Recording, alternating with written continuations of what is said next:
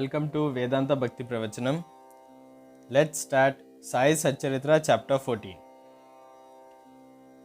The life of the saint is naturally sweet in and out.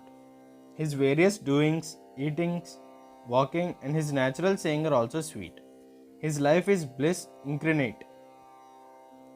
Sai gave it out as a means of his devotees' remembrance to him. He gave them various stories of duty and action, which ultimately led them to true religion. His object may be that people should live happily in this world, but they should be ever cautious and gain the object of their life, that is self-realization. We get human body as results of merits in past births, and it is worthwhile that with it said, we should attain devotion and liberation in this life. So we should never be lazy, but always be on the alert to gain our end and aim of life.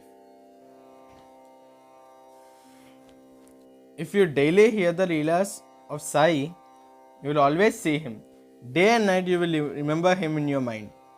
When you assimilate Sai in this way, your mind will lose its fickleness, and if you go on in this manner, it will finally be immersed in pure consciousness.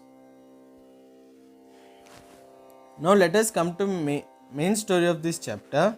In Nanded, in the Nizam state, there lived a Parsi milk contractor and trader by name Ratnoji Sapurji Wadia. He had amassed a large amount of money and had acquired fields and lands. He had got cattle, horses and conveyances and was very prosperous. To all outward appearances, he looked very happy and contented, but inwardly and really he was not so. Providential dispensation is such that one in this world is completely happy and rich. But no, Ratnoji was no expectation to this. He was liberal and charitable, gave food and clothing to the poor, and helped all in various ways. The people took him to be good and happy man, but Ratnoji thought himself miserable as he had no issue, male or female, for a long time. Just as kirtan without love or devotion, music of singing without rhythmical accompanies, Brahman without the sacred thread, proficiencies in all arts without common sense, pilgrimage without repentance, and ornamentation without a necklace are ugly and useless. So is the house of man or a householder without a male issue. Ratnoji always brooded on this matter and said in his mind, would God ever be pleased to grant me a son? He thus looked morose and had no relish for his food. Day and night he was enveloped with the anxiety as to whether he would ever be blessed with a son. He had a great regard of Dasganu Maharaj. He saw him and opened his heart before him. Dasganu advised him to go to Shirdi, take Baba's darshan, fall at his feet and seek his blessings to pray for issue. Ratnoji liked the idea and decided to go to Shirdi. After some days, he went to Shirdi, took Baba's darshan and fell at his feet. Then opening a basket, he took out a beautiful garland of flowers and placed it around Baba's neck and offered him a basket of fruits. With great respect, he then sat near Baba and prayed to him saying, many persons who find themselves in difficult situations come to you and you relieve them immediately. Hearing this, I have sought anxiously your feet.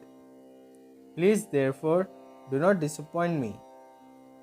Sai Baba then asked him for dakshina of ₹5 which Ratnoji intended to give, but added that he had already received ₹3 and 14 from him and that he should pay the balance only. Hearing this, Ratnoji was rather puzzled. He could not make out as what Baba meant.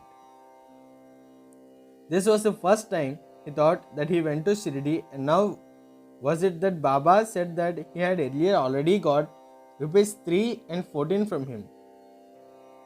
He could not solve the riddle, but he sat at Baba's feet and gave the balance of the dakshina asked for, explained to Baba fully as to why he came and sought his help. and prayed that Baba should bless him with a son. Baba was moved and told him not to be worried. And thence forward his bad days are ended. He then gave him Udi, placed his hand on the head, and blessed him, saying that Allah would satisfy his heart desire. Then after taking Baba's leave, Ratnaji returned to Nanded and told Dasganu everything that took place at Shirdi. He said that everything went on well there, but he got Baba's darshan and blessing with prasad, but there was only one thing which he could not understand. Baba said to him that he had got rupees 3 and 14 before. Please explain as to what Baba meant by this remark. He said to Dasganu, I never went to Shirdi before, and how could I give him the sum to which Baba referred?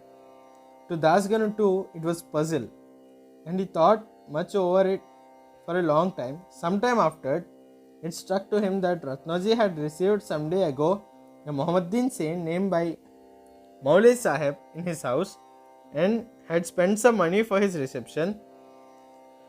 This Maulay Sahib, who was a worker at a potter's inn well known to the people of Nanded, when Ratnaji decided to go to Shirdi, this Maulay Sahib accidentally came to Ratnaji's house. Ratnaji knew him and loved him, so he gave a small party in his honor. Dasganu got from Ratnaji the yadi or memo of expenses of the reception, and everybody was wonderstruck to see that the expenses amounted to exactly rupees 3 and 14, nothing more, nothing less. They all came to know that Baba was omniscient, that though he lived in Shirdi, he knew what happened outside far away from Shirdi.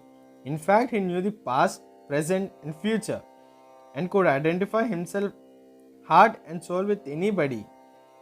In this particular instance, how could he know the reception given to Maulay Sahib and the amount spent there, unless he could identify himself with him and be one with him?